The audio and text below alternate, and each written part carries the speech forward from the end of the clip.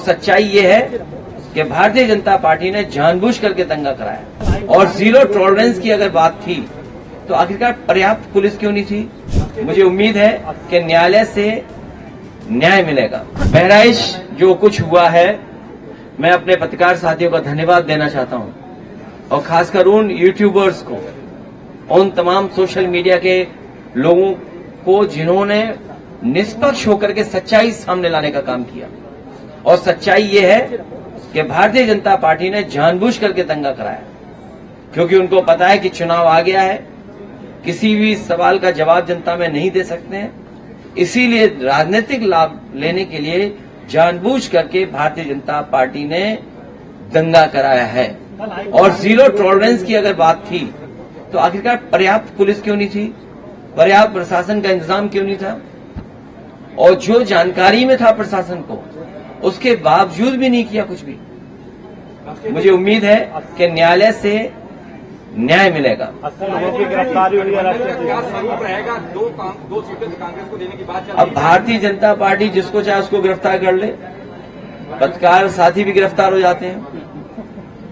अगर वो कोई सच्ची न्यूज चला दें तो फोन आ जाता है उनके पास, उनको बाकायदा ब्रेकिंग न्यूज व्हाट्सएप पे मिलती है कि आपको ब्रेकिंग न्यूज यही चलानी है जो व्हाट्सएप पे आई है। किस तरीके से सरकारी मशीनरी का दुरुपयोग कर रही है? करहल की जनता के सामने किसी तरह का दुरुपयोग नहीं चलेगा। सामने से दुरुपयोग दिखाई देगा, लेकिन वही अधिकारी कहेंगे अरे जीत तो आप ही रहे हो, समर्थन आपका ही कर रहे हैं। अच्छा जी, नामांकन प्रक्रिया शुरू हो चुकी है, लेकिन अभी तक प्रत्याशी नहीं कुछ पाए सीटों पर। अभी चाचा ने जो कहा वो ठीक कहा कि उनके पास प्रत्याशी नहीं है, ढूंढ रहे हैं। बीवाई चंद्रचूड़ को लेकर, कांग्रेस गठबंधन को लेकर के क्या कहेंगे? कांग्रेस कह रही है कि हम चुनाव नहीं लड़ेंगे, नाराजगी दिखा रही है कि हम 2 सीट नहीं चाहिए। अभी नामांकन चलने समय है, ये हम 2 दलों की बात है, हम लोग रास्ता निकालेंगे। अच्छा जी, अयोध्या की मिल्कीपुर सीट जो थी उसको कानूनी पेचीदगी का स्वरूप दिया गया, लेकिन ऐसा कुछ है नहीं वहाँ, क्या कारण है? सच्चाई आप भी जानते हो, जिस सरकार ने बीएलओ हटाए हों, सब अधिकारियों को हटा दिया हो, अपनी मनमर्जी के अधिकारी पोस्ट कर दिए हो, मुख्यमंत्री जी एक बार नहीं कई बार गए, कई बार विकास का पैकेज भी दिया उन्होंने, और जब इंटरनल सर्वे करवाया उन्होंने तो इंटरनल सर्वे में बीजेपी हार रही थी। फिर मुख्यमंत्री ने बार बार कार्यक्रम लगाया और बार बार कार्यक्रम लगाने के बाद सर्वे करवाया, उसमें भी बीजेपी हार रही थी। अध्यक्ष जी, करैल में डिप्टी सीएम आए हुए थे, वहां पर 69,000 जो शिक्षक भर्ती के अभ्यर्थी थे वो प्रदर्शन कर रहे थे, उनके ऊपर एफआईआर दर्ज की गई है, उनको जेल भेजा गया डिप्टी सीएम के प्रोग्राम में।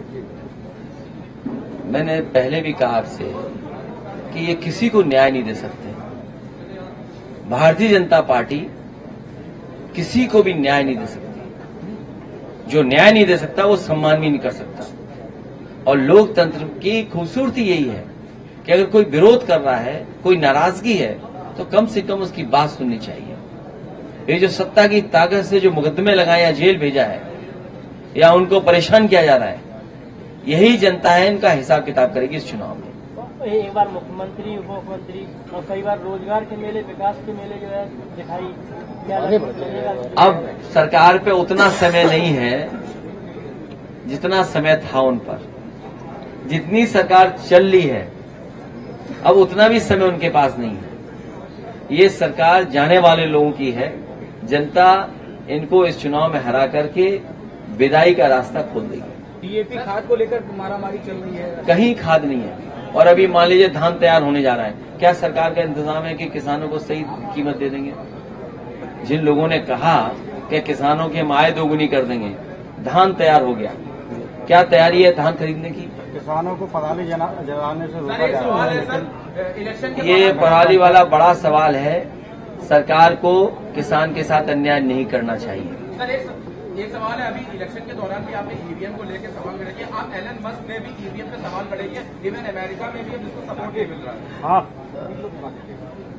जिस तरह टेक्नोलॉजी आगे बढ़ रही है और टेक्नोलॉजी से कई बार आपको सूचनाएं मिलती हैं कि टेक्नोलॉजी के माध्यम से घटना हुई है, आज ही के अखबार में पढ़ा गया है और किसी अखबार में ये सूचना दी गई है कि सबसे ज्यादा घटनाएं जो आपके टेक्नोलॉजी के माध्यम से होती हैं वो सबसे ज्यादा उत्तर प्रदेश में हो रही हैं। चाहे वो एटीएम से टेक्नोलॉजी के माध्यम से पैसा निकालना, किसी का कार्ड मिसयूज करना, इस तरह की घटनाएं सबसे ज्यादा हो रही हैं। और एआई आने के बाद बहुत सी चीजें बदल रही हैं।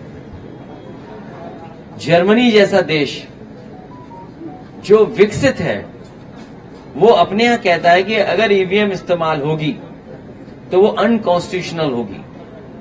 तो जब जर्मनी जैसा देश जो दुनिया में बहुत आगे है, भारत से कई मामलों में बहुत आगे है, जब वो देश ईवीएम के इस्तेमाल को अनकॉन्स्टिट्यूशनल कह रहा है तो स्वाभाविक है कि उसमें सवाल खड़े होंगे, उंगली खड़ी होगी। क्या 2027 में ईवीएम क्या रहेगा क्या? ये विषय अभी का नहीं है। हमारी बात और समाजवादी का पक्ष में लोकसभा में भी कह चुका हूं, वो आप देख लीजिए मैंने क्या कहा। प्रोफेसर साहब ने एक बयान दिया है, ये कहते हैं कि बटोगे तो कटोगे, इस तरह के बयान को आप किस तरह देते हैं? हर प्रचार में ये यूज होता है। वो समाजवादियों को बता रहे हैं और पीडीए परिवार को कह रहे हैं कि सब लोग एक हो जाओ। केंद्र की सरकार पार्टी तकनीकी की बात करते हैं और एक बम की एक सूचना आ जाती है, हवाई जहाज वापस करा लिए जाते हैं और हम विदेशों में ट्रिलियन की बात कर रहे हैं।